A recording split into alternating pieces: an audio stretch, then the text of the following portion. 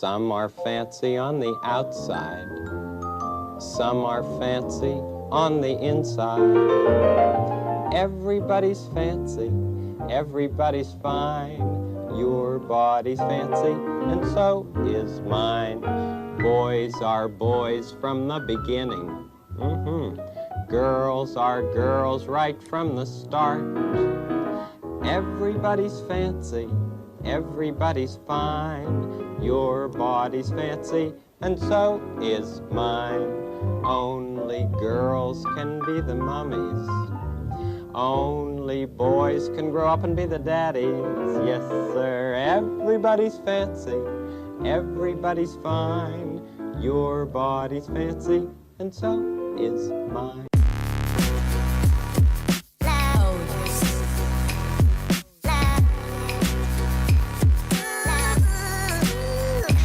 What Mr. Rogers said was not that profound, at least at that time. As a matter of fact, few of us even recall there being anything all that interesting about the conversation, because at that time we all knew boys were boys, girls were girls. Boys could never be girls and girls could never be boys. But something has happened in this world to where now anybody can be whatever they want as long as you think that for the moment, including children. We'll come back to this sinister plot by, I believe, the enemy and how it's being perpetrated on the children today, how really it's being hoisted upon the children today, not really by them, but by, in some cases, their parents. But I want to go and take a look at a clip from Matt Walsh as he's reacting to a clip from Dwyane Mulvaney, who is someone who is idolized and loved by the LGBTQ community. As a matter of fact, even been invited to the White House and sat and talked about policy with Joe Biden. I want to play this clip. 335 of being a girl, and I wanted to go on record to say that this might be the hottest I've ever looked and will ever look in my lifetime. And I'm making this video so that in thousands of years, there will be evidence. Is it the dress? It could be the dress. Is it the makeup? Or is it the hair? Because I think it's the extensions. And when I have extensions in, I don't know my name. I don't know where I live. I just know that I love these. And I know that I look like I could steal a husband, but I want to promise you, look me in the eyes. I want to promise you that I would never do that to you. Okay, I am a girl's girl. And I love ya. Woo! But seriously, this is good, right? Okay. Love you, okay. Now, listen, I know I don't have a reputation for being necessarily the kindest or gentlest person in the world, especially when dealing with people like this. The truth, though, is that I am a gentle soul at heart, I think. And also I do feel pity, or I can feel pity for some of these people. And so I wouldn't usually say what I'm about to say, at least not as directly as I'm going to say it. But Dwyane Mulvaney is intentionally degrading women every time he does this woman face minstrel show routine. He is insulting and demeaning them and doing it on purpose and profiting off of it. And he doesn't care. And since I have 2 daughters and a wife, I take this kind of thing personally, which is why I have to say to Dwyane, if that is the most attractive you will ever look, then I don't even want to imagine what you'll look like when you're at your ugliest. Hi, I'm Vera Tamilo, and thanks for tuning in. Before we get back to it, he didn't have to be the kindest or gentlest. As a matter of fact, I don't think this is a situation where we need to be kind or gentle. I think this is a situation where we need to be honest, forthright, truthful. This is a situation where even if we say something to hurt someone's feelings, as a matter of fact, it's best to hurt someone's feelings in this regard to save them from lifelong hurt, tragedy, because the suicide rate and the depression rate is extremely high amongst these people, even if they're living in a country where it's even more accepted. And of course, let's be honest, it's becoming more and more accepted today. We'll come to that in just a little bit, the trend, how it's becoming trendy. But let's get back to him. You do not pass as an attractive woman or as a woman at all, even with 50 pounds of makeup and plastic surgery and clever lighting tricks. Even then, you still cannot escape what you really are and what you will always be. You have successfully shed whatever parts of you were masculine, perhaps, at least on the surface. Nobody would ever describe you as masculine or manly, so you've got that going. But your femininity quotient has not increased at a rate commensurate with the loss of your masculinity. You may not be masculine, but you also aren't feminine. Instead, you are You are weird and artificial. You are manufactured and lifeless. You are unearthly and eerie. You are like some kind of human deep fake. On Dylan's best day, he can never be a woman. He can act that way. He can speak that way. He can get others to play along with him. But the fact of the matter is, he cannot. Something I know a little bit about, because while in prison, in federal prison, a lot of you don't know this, but the federal prison will be complicit in someone wanting to change their sex. They will give them the drugs, they will give them the therapy and so forth, because there's a lot of things that they have to go through, and the federal government will pay for this. Some of you all may recall this person named Bradley Manning, who was arrested and put in federal prison for, I believe, espionage charge, something like that. I can't remember exactly the details, but recall how he came out as Chelsea Manning. Why? Because he was uncomfortable with himself, and he was able to get the United States government to front the money for at least the initial portion of his gender reassignment, the therapy and so forth, the hormones, the things to grow his breasts and so forth. He was able to get that while in prison, thanks to your tax dollars, and then also get a nice little pardon later on. This is something that is not foreign in the Bureau of Prisons. There are a lot of people there who are transgender. As a matter of fact, if you are on pretty good behavior and you work your way down from some of the rougher prisons down to the lower custodies, you're going to come in contact with a lot of transgendered people. And one of the things that you recognize and see that a lot of them are starving for attention. They've been hurt in the past. A lot of different reasons why they are reaching out, and they're in pain. And I sympathize with that. But the truth of the matter is, they're not helping themselves out, even in a place, even in certain prisons where it's accepted, where they are championed, they're protected. Even there, you see the depression rates high. You see these fits of rage, these outbursts, and you see the suicide rate amongst them high as well.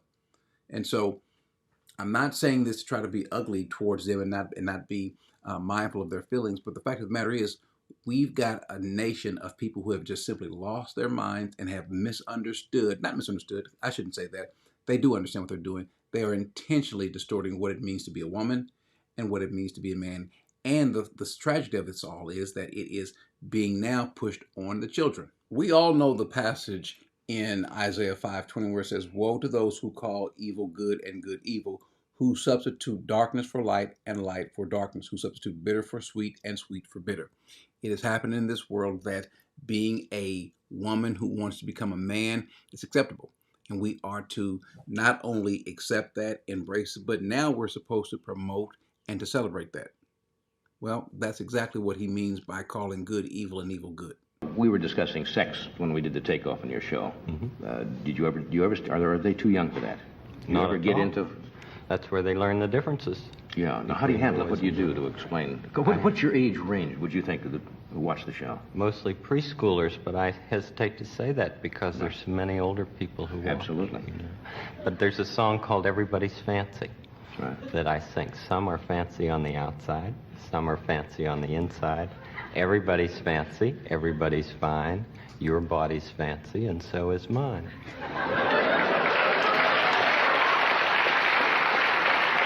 What he said, no one was up in arms about. There was nothing alarming about what he said, but what he said was 100% factual, 100% true.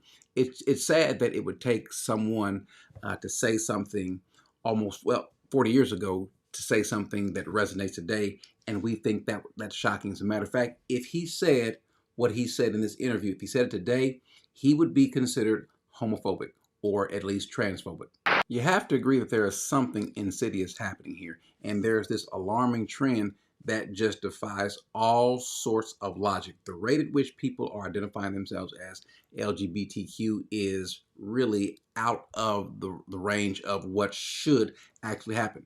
Remember, not a lot of people actually identify as LGBTQ, but more and more the rate of it is at an alarming rate, and no one seems to want to ask, is this authentic? Is this true? What's behind this move? Something about the human race is changing at a previously unprecedented rate. We have to at least discuss it. Broken down over time, the LGBT population of America seems to be roughly doubling every generation. According to a recent Gallup poll, less than 1% of Americans born before 1946, that's Joe Biden's generation, identify that way. 2.6% of boomers do, 4.2% of Gen X, 10.5% of millennials, and 20.8% of Gen Z. Which means if we follow this trajectory, we will all be gay in 2054. Now, this is happening with the children more and more and more. We'll get to more of this issue being something trendy in a minute. In a powerful acceptance speech at Saturday's NAACP Image Awards, Gabrielle Union Wade and her husband, Dwyane Wade, called for support for the Black LGBTQ community. The actor and retired NBA star shared their message while receiving the President's Award for social justice work. Wade dedicated the award to their 15-year-old daughter, Zaya, who came out as transgender in 2020. Just days ago, Zaya was granted the legal right to change her name and gender. Union pushed for a new era of activism to protect the Black LGBTQ community, particularly transgender people. Some of you all have heard or saw where Gabrielle Union is pretty much leading Dwyane Wade and his child. Zaya, I think that's his name now, had his name changed, and the court has allowed or granted him to have a sex change. And so they go in and they have this announcement or whatever at the NAACP Image Awards. I believe that's what it was. Just listen to the speech. Will we fight for some, or will we fight for all of our people? Black trans people are being targeted, terrorized, and hunted in this country. Every day, everywhere. Zaya, as your father, all I've wanted to do was get it right. I've sat back and watched how gracefully you've taken on the public scrutiny. And even though it's not easy, I watched you walk out of that house every morning as yourself. I admire how you've handled the ignorance in our world. I admire it. You've made me a better human just simply by being who you were born to be. What would you think of a parent that would allow their child, their unaccompanied minor, what would you say of a parent that would allow their minor to travel unaccompanied from city to city, state to state, let's say for a few days or for a week without the benefit of an adult chaperone? What would you say about a parent who would allow their minor, their child, their 4 or 5-year-old, their 10-year-old, their 12-year-old, their 15-year-old to drink, to try drugs? What would you say about that? Would you allow your 10 or 12-year-old to drive? What about let that child watch porn? But then what do you say about a father who would allow their child to do something where about 95%, if we believe the stats are correct, 95% of the people who have these gender reassignment surgeries, these transitions, want to detransition. They have these regrets. This isn't information that's hidden. This is something that's known. But what would you say about a father that would even allow his child to go through something like that? As your father, my job isn't to create a version of myself or direct your future. My role is to be a facilitator to your hopes, your wishes, your dreams. But that's literally the exact opposite of what a father is supposed to do. A father is not supposed to follow the lead of their children. That's not how this works. As a matter of fact, there's a passage in Proverbs 22:6, famous passage. I think it bears us looking at this again. It says, train up a child in the way that he should go. Even when he is old, he will not depart from this. And I want to kind of give you an idea of what is being said here, because the English sort of hides a little bit of what the Hebrew is actually saying. There's 2 words in here that I want you to pay attention to. When we look at it, it says, train up a child in the way that he should go. If you look over here to the right, you see these Hebrew words as al pi derko. Al is upon, P is the mouth, and derko is his way.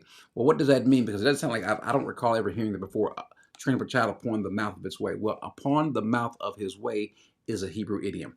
What it really means is if you train a child up based upon the mouth of his way, or the way that he wants to go, his natural bent, which is why we say the way that he wants to go, it can be taken if we train a child the way that we say that he should go. No, it's really if you train a child in the way that he or she wants to go. Well, which way does a child want to go?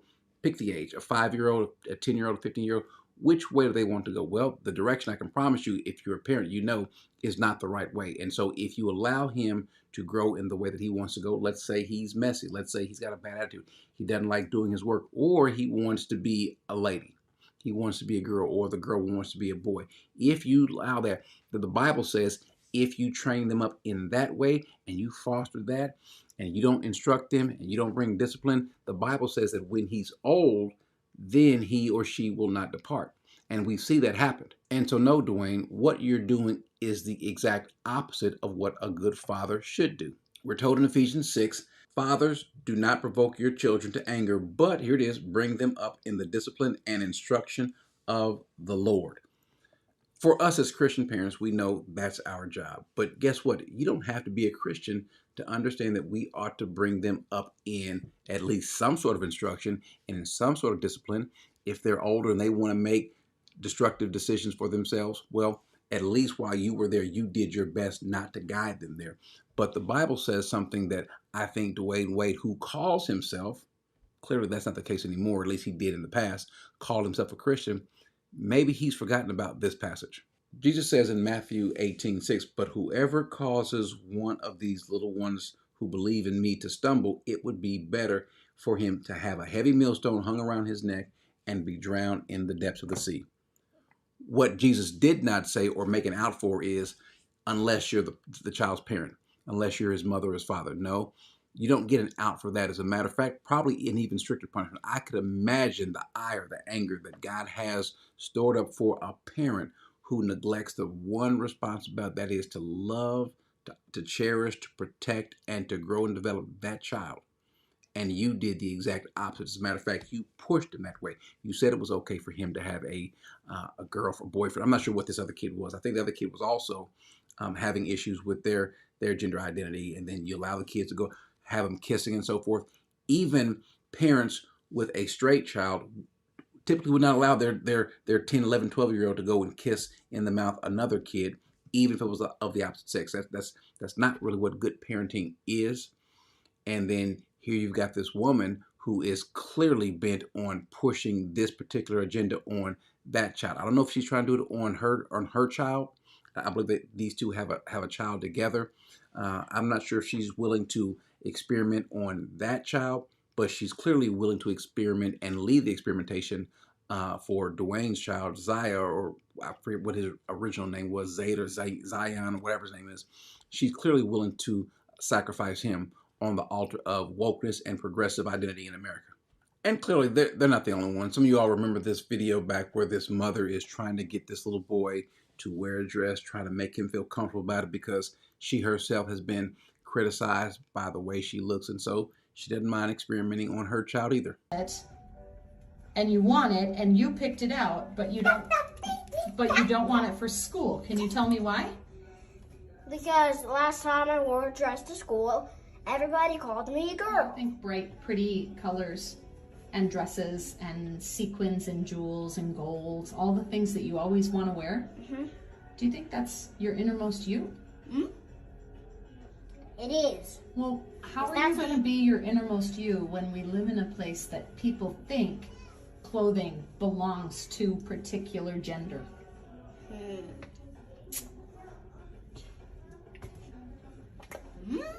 It's a trick, isn't it? You know your mommy gets made fun of by people for looking like this too. Bill Maher, who is no friend to the Christian community, who's no conservative, but even he himself has recognized there's something alarming here, and we need to ascertain what's happening here. There's something sinister. If he can see this, why can't the rest of the world even see this? If this spike in trans children is all natural, why is it regional? Either Ohio is shaming them or California is creating them. If we can't admit that in certain enclaves there is some level of trendiness to the idea of being anything other than straight, then this is not a serious science-based discussion. It's a blow being struck in the culture wars using children as cannon fodder. For some parents, there's this desire to see if my child is going to be the next LGBTQ representative of the family. Oh, I hope it is. And if that's the case, because there are some parents, guys, who are pushing their children that way. I don't understand parents who won't let their 9-year-old walk to the corner without a helmet, an EpiPen, and a GPS tracker.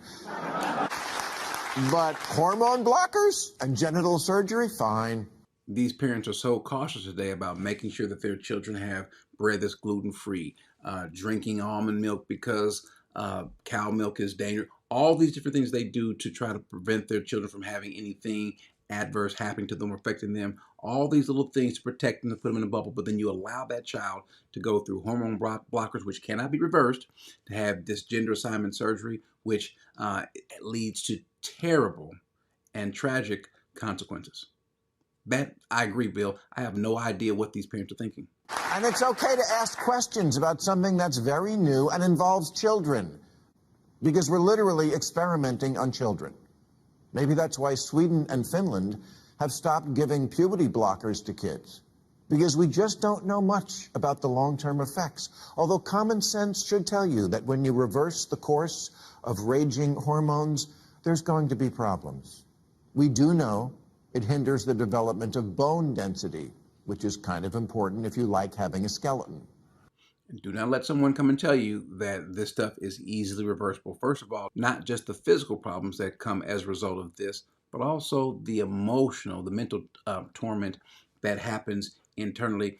And so to me, the only thing that's going to be that we can use to fight this, obviously, is the Word of God. But as we know, in many states, even trying to use the Bible to tell some child, to help some child work his way through this, that's fast becoming outlawed in many of the states. Kids do also have phases. They're kids, it's all phases. The dinosaur phase, the Hello Kitty phase. One day they want to be an astronaut, the next day you can't get them to leave their room. Gender fluid, kids are fluid about everything. If kids knew what they wanted to be at age 8, the world would be filled with cowboys and princesses. The fact of the matter is, what a child wants to be, especially at a young age, we should not put a lot of stock in that. Children want to be different things. I wanted to be a firefighter. I wanted to be a policeman. I wanted to be an astronaut. I wanted to be an alien. I want to be a kung fu fighter. I want to be all these different things. And many times I want to be all those different things in the course of one day. And so my parents did a good job of not listening to what I wanted to do, instead of making me do what I need to do. Eat my vegetables, go to sleep, clean my room up, these kind of things, go to school. Those are things I did not want to do, but those are things that we need to make our kids do. But today, we tend to back what these children want to do, even if what they're going through right now is a phase. But some of it is, it's trendy. Penis equals man. Okay, boomer. Remember, the prime directive of every teen is anything to shock and challenge the squares who brought you up.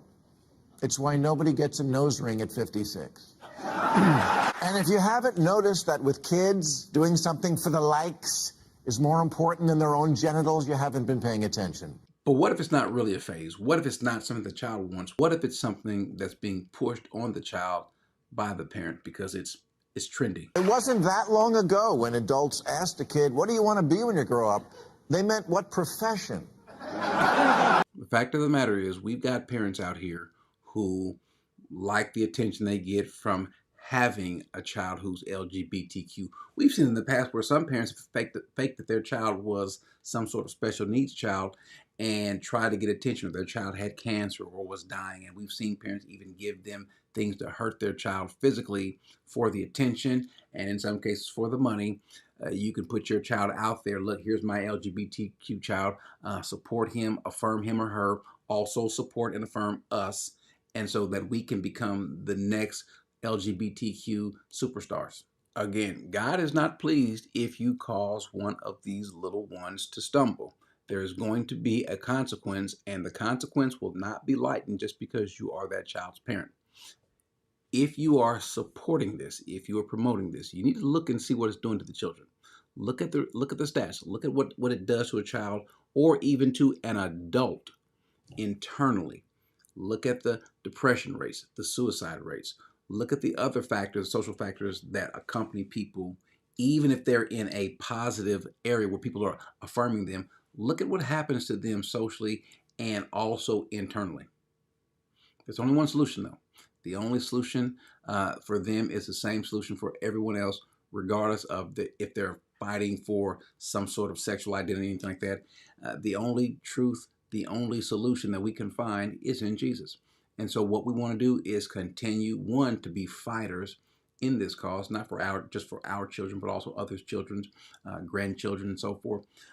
And be not ashamed to promote the gospel at every opportunity.